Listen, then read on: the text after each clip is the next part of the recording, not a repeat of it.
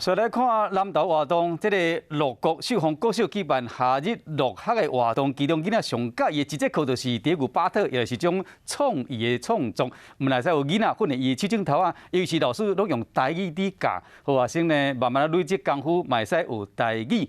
这个校长陈俊豪是讲，秀峰国小虽然讲是真偏僻的小学，也我希望讲透过这个热天乐学的规划，互囡仔提升伊的学习动机甲兴趣。 乐国乡秀峰国小已经连续3年伫暑假举办夏日乐学的活动，以本土语言、艺术、英文等等，互学生会使多元趣味的学习。那从低年级开始，我们从最小的这个捏塑，然后到最后能够制造能够创造一个实用的一个手提袋、面纸盒。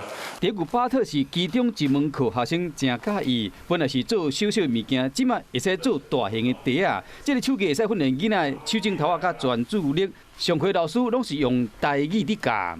咱伫个这个过程中，咱来教伊讲用台语沉浸式的教学，和囡仔拢爱用讲台语，来做伙做这物件，教伊逐项物件安怎讲。